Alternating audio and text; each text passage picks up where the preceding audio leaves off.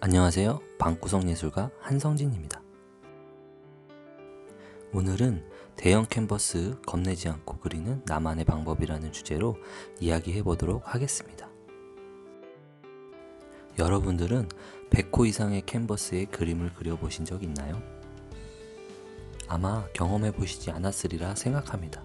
하지만 유명한 작가들의 그림들은 엄청나게 커서 그만의 아우라를 느끼셨을 겁니다. 저 역시도 10호, 20호 작은 그림들 위주로 작품을 그리다가 우연한 계기로 대형 전시관에 작품을 전시할 기회가 생겼습니다.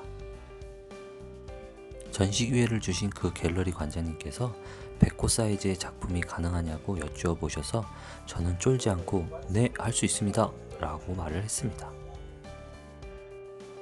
사실은 엄청 쫄았습니다. 생애 처음 화이트 큐브에 전시를 하는데 그것도 평소에 그리는 것보다 10배나 큰 캔버스라니.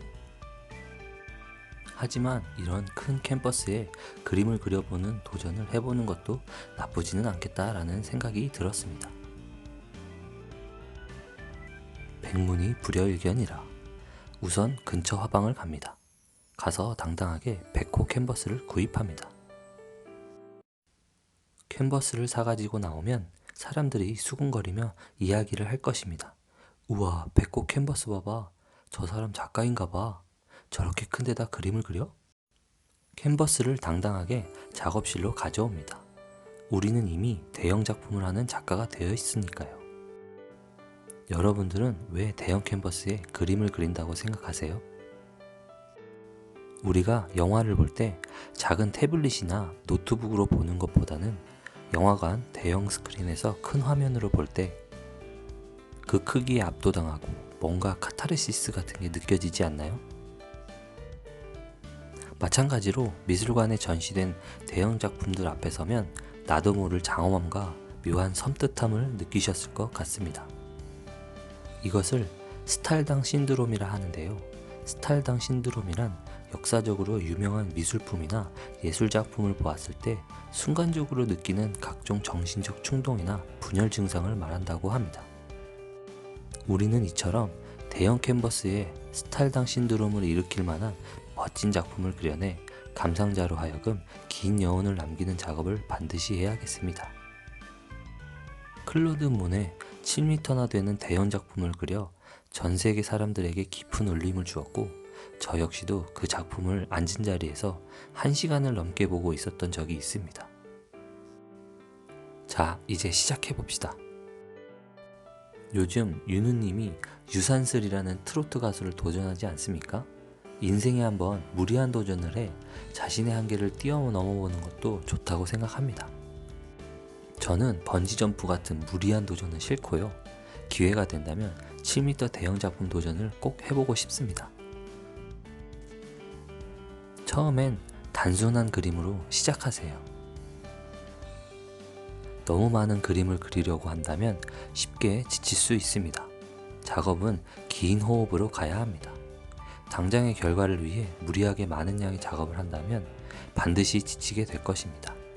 마라톤을 빗대서 말해본다면 마라톤의 랠리를 뛰는 것처럼 처음엔 10km 마라톤, 그 다음은 하프 마라톤, 풀코스 이런 식으로 차근차근 순차적으로 밟아 나아가야 하지 처음부터 풀코스로 호기롭게 뛴다면 얼마 못 가 중도 포기에 다시는 마라톤 도전 자체를 엄두도 못 낼 것입니다. 처음엔 단순하게 그리세요. 처음엔 단순하게 시작해서 점차 늘려나가세요. 대형 캔버스를 마라톤과 같다 생각하고 짧은 구간부터 천천히 시작하세요. 그림은 많은 내용을 넣는다고 결코 좋은 그림이지 않습니다. 함축적인 이미지나 단순하더라도 의미를 내포하고 감상자들로 하여금 깊은 울림을 느껴지도록 충분히 표현할 수 있습니다. 김한기하백의 우주 같은 작품도 구체적인 모양이나 관념적인 형태를 표현한 것이 아니라 자신의 이상적인 개념을 단순하게 표현한 것이고, 앤디 워홀처럼 특정 이미지를 실크 스크린을 이용하여 보다 간결하고 직선적인 단순함으로 자신만의 독특한 작품 세계를 만들어냈습니다. 하지만 단순화시킨 작업이 단순하게만 끝날 수도 있으니 반드시 처음부터 끝까지 이 작품이 왜 이렇게 그려졌는지에 대한 서술은 반드시 작성해 두시길 바라겠습니다. 화면을 분할해 보기. 만약 백호 사이즈가 부담스럽다면 저처럼 두 면으로 나누어 그려봅니다. 제가 자주 하고 있는 방식인데요. 아무래도 큰 작업은 부담되기에 이렇게 화면을 분할해서 각기 다르게 그려보면 내용을 더욱 효과적으로 표현할 수 있습니다. 아니면 더욱 면적을 나누어 볼까요? 100호를 50호, 2분할로 나누어 보고 아니면 4분할, 8분할, 16분할씩 점차 작은 면적으로 여러 번 나누어 보는 겁니다. 이런 식으로 형태를 나누는 방식이 될 수도 있고 아니면 이미지를 모자이크 형식으로 조각조각 표현해 볼 수도 있을 것 같습니다.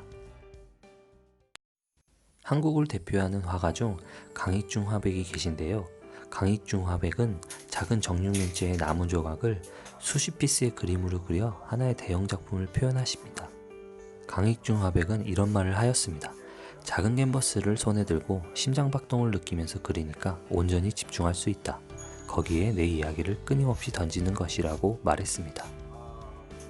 작은 이야기들이 모여 하나의 서사시가 나오는 것처럼 이와 같이 평소에도 자신이 작은 작품 위주로 그림을 그렸다면 작은 캔버스를 여러 개 이어붙여 자신만의 독창적인 대형 작품을 그려볼 수도 있겠다라는 생각이 듭니다.